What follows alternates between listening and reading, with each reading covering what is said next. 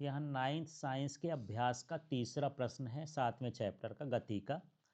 अब्दुल गाड़ी से स्कूल जाने के क्रम में औसत चाल 20 किलोमीटर प्रति घंटा पाता है और उसी रास्ते से लौटने पर भीड़ कम हो जाती है, तो उसकी औसत चाल 30 किलोमीटर प्रति घंटा होती है। इसकी पूरी यात्रा में औसत चाल क्या है, ये हमको निकालना है। तो सबसे पहले तो यहाँ पर जो हमको चाल दिया है उसको हम दो भाग में मान लेते हैं कि इसकी जो औसत चाल है उसको मान लेते हैं हम। तो मान लेते हैं कि इसकी औसत चाल पहली वाली क्या हो गई x1। ठीक है, ये कितना हो गया 20 किलोमीटर प्रति घंटा। ठीक है, फिर हम मान लेते हैं x2 दूसरी चाल कितनी है 30 किलोमीटर प्रति घंटा। इसके बाद हम कुल दूरी मान लेते हैं, तो यहाँ पर चाहे y मान लो चाहे x मान लो, ये दूरी हो गई। ठीक है, अब हमको क्या निकालना है औसत चाल। तो औसत चाल का जो सूत्र होता है वो होता है कुल दूरी बटे में क्या होता है कुल समय अंतराल। ठीक है ना, तो इस सूत्र का प्रयोग करते हैं। इस सूत्र में हम क्या निकालेंगे कि यहाँ पर कुल दूरी कितनी है, यहाँ पर ये जो x माने हैं ये क्या है कुल दूरी। तो कुल दूरी कितनी हो गई x हो गई। फिर इसके बाद यहाँ पर हम समय अंतराल निकालेंगे, तो समय बराबर होता है दूरी बटे चाल। तो पहले वाले में दूरी कितनी है 20, माने यहाँ पर मैं लिख सकता हूँ कि ये हो जाएगा 20, ये सॉरी क्या हो गया दूरी बटे चाल होता है ना। तो दूरी कितनी हो गई x और चाल कितना है 20 प्लस दूसरे वाले में दूरी कितनी है x और चाल कितनी है 30। इस तरह से हमको हल कर लेना है। तो यहाँ पर अब हल करेंगे, तो इसको हल करने का तरीका देखो, बटे बटे में बहुत सारा हो गया, फिर से देख लेते हैं। कुल दूरी हमारे पास कितनी है x है, कुल समय अंतराल है, तो समय अंतराल का जो सूत्र होता है अलग अलग निकालेंगे, है ना। एक 20 वाली चाल के लिए x/20 हो गया और x बटे कितना हो गया 30। अब इसको हल करेंगे तो x है, अब 30 का गुणा इधर करेंगे, ये तिर्यक गुणा कितना हो जाएगा 30x प्लस 20 का गुणा उधर करोगे कितना हो गया 20x। फिर नीचे नीचे गुणा कर दोगे तो 20 तिहाई 60, माने कितना हो गया 600। 600 को ऊपर भेज दोगे तो क्या हो जाएगा 600x, और ये 30 20 कितना हो गया 50x। ठीक है, अब यहाँ पर इसको काट दोगे तो कितना हो जाएगा x, और यहाँ भी x कट गया, है ना। तो अब यहाँ ये शून्य शून्य कट गया, अब कितना आ गया 12। तो 12 मीटर प्रति सेकंड इसकी क्या हो गई औसत चाल हो गई।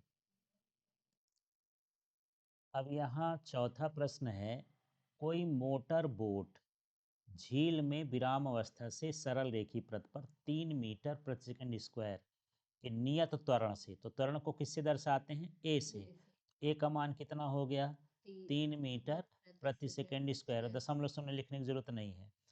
कितने सेकंड तक चलती है 8 सेकंड तक, तो टी बराबर कितना हो गया 8 सेकंड। इस समय अंतराल में मोटर बोट कितनी दूरी पर चलेगी।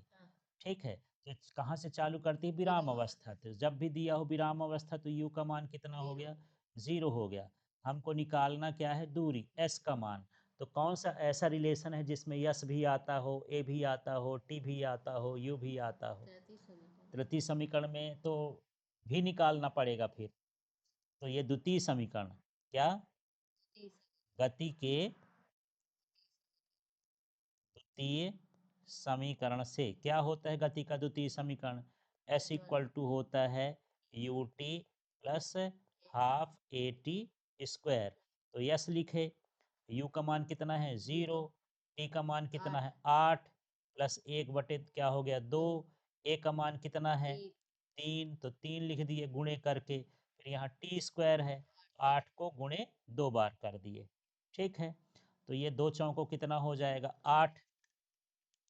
अब ये हो गया एस, इसका मान तो 0 हो जाएगा, तो 4 तिहाई 12, 12 अट्ठे 96, तो उससे चली गई दूरी क्या हो जाएगी 96 मीटर हो जाएगी।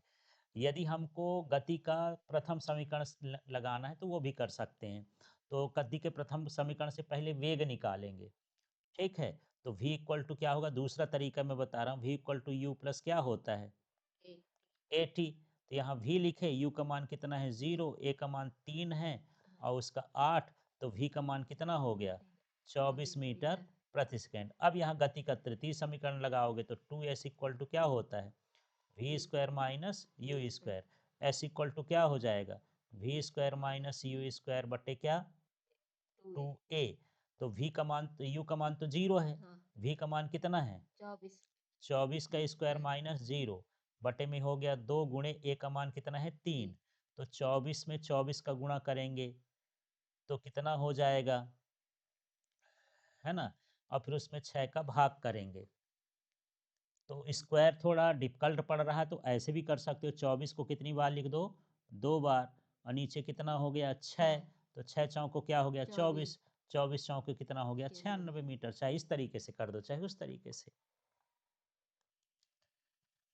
तो यहाँ प्रश्न 5 है, किसी गाड़ी का चालक 52 किलोमीटर प्रति घंटा की गति से चल रहा है, कार में ब्रेक लगाता है और कार विपरीत दिशा में एक समान दर से त्वरित होती है और वो 5 सेकंड बाद क्या हो जाती है रुक जाती है। दूसरा गाड़ी वाला है, दूसरा चालक है, तो उसकी गति कितनी है 30 किलोमीटर प्रति घंटा, वो भी ब्रेक लगाता है धीरे धीरे और 10 सेकंड में उसकी कार जा करके रुकती है।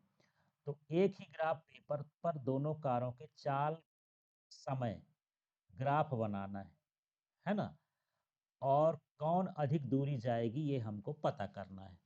तो सबसे पहले हम ग्राफ बनाएंगे, इसके बाद दोनों की दूरी निकालेंगे और फिर दूरी में देखेंगे कौन है। तो ग्राफ बनाने का तरीका समझो। यहाँ पर सबसे पहले एक ये सीधी लाइन खींच लेंगे ऊर्ध्वाधर रेखा, फिर ये खींच लेंगे क्षैतिज रेखा। इधर हमेशा क्या रहता है टी समय रहता है, और एक साइड हमको क्या लेना है चाल। तो यहाँ पर हम क्या ले लेते हैं चाल, इसको मैं भी लिख दिया, चाहे हिंदी से लिख दो। ये क्या है चाल है और ये क्या है समय है, ठीक है।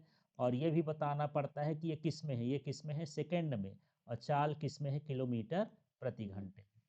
अब यहाँ पर जो समय है तो 5 का अंतर देख लेते हैं, इसमें 5 सेकेंड है फिर 10 सेकेंड है, तो एक हम ले लेते हैं कितना 5 सेकेंड और दूसरा हम क्या ले लिए 10 सेकेंड। अब यहाँ पर जो चाल है थोड़ा थोड़ा अंतर कर लेते हैं कि ये 10 हो गया, फिर ये कितना हो गया 20 हो गया, फिर ये कितना हुआ 30 हो गया, ये कितना हुआ 40, और ये कितना हो गया 50, ये कितना है 60। अब पहले वाली की चाल कितनी थी यार 52 थी, और कितने सेकंड में रुकता था 5 में। तो यहाँ पर मान लो 52 यहाँ आएगा और 5 ये है, तो एक समान त्वरित है तो ये हो जाए, ठीक है। अब दूसरे वाली की चाल कितनी है 30, तो 30 में बिंदु लगा लेते हैं और कितने देर में रुकती है 10, तो 10 में कर लिए, ये पर ये कर दिए, ठीक है। तो इस तरह से हम ये दो बिंदु मिले, इनका कुछ नाम रख देते हैं। तो माना ओ हो गया, ये ए हो गया, ये क्या हो गया बी, और ये हो गया सी, और ये क्या हो गया डी। अब हम जानते हैं कि जो वेग समय ग्राफ का क्षेत्रफल होता है वो किसको बताता है दूरी को। तो यहाँ पर हम मान लेते हैं कि ये जो है ये पहली कार है और ये वाली किसकी है दूसरी कार। तो यहाँ पर लिखेंगे पहली कार द्वारा चली गई दूरी। तो ये पहली कार द्वारा चली गई दूरी क्षेत्रफल होगा, किसके क्षेत्रफल के बराबर, त्रिभुज का नाम बताओ, ये है ना पहली कार ओ बी सी, ये वाला त्रिभुज मिला। ये त्रिभुज क्या हो गया ओ बी सी। तो त्रिभुज के क्षेत्रफल का सूत्र क्या होता है 1/2 गुणे आधार बताओ इसका कितना है ओ सी, तो गुणे में क्या हो गया ओ सी। ऊंचाई बताओ क्या है ओ बी, तो यहाँ क्या लिख दिए ओ बी। अब मान रख देते हैं 1/2, ओ सी का मान देखो कितना है 5, तो 5 लिखे। ओ बी का मान कितना है 52, तो 52 लिखे। अब 2 से इसको काट दोगे तो ये हुआ 26 दूनी 52 होता है ना। अब 5 का गुणा तो 5 छक्के 30 और 5 दूनी 10 और 3 13, 130 किलोमीटर हो गया, किलोमीटर में दिया तो किलोमीटर। अब इसी तरह से हम क्या करेंगे दूसरी कार के लिए निकालेंगे। है ना। तो यहाँ लिख देता हूँ दूसरी कार द्वारा चली गई दूरी। तो फिर से हमको त्रिभुज देखना है, क्षेत्रफल त्रिभुज। कौन से त्रिभुज का देखो, दूसरी कार कौन सी है, ये वाली है ना। ये इस त्रिभुज का नाम बताओ। ओ, यहाँ पर क्या है, ओ ए डी। तो त्रिभुज क्या हो गया, ओ ए डी। अब यहाँ पर सूत्र वही लगेगा, 1/2 आधार गुणे ऊंचाई। 1/2 हो गया। आधार क्या है, यहाँ से यहाँ तक क्या है, यहाँ से यहाँ तक ओ डी। तो आधार हो गया ओ डी। ऊंचाई क्या है, ऊंचाई देख लो ओ ए। ये ए बी सी डी अपनी मर्जी से कहीं भी लिख सकते हो, ठीक है ना। क्या था, ओ ए। अब यहाँ 1/2 ओ डी का मान देखो, चित्र से देख लो, 10 है ना। ये है ओ डी, ओ डी का मान कितना है, 10 सेकेंड, तो यहाँ 10 लिख लियो। और ओ ए का मान कितना था, ये देख लो, ओ ए का मान कितना था, 30।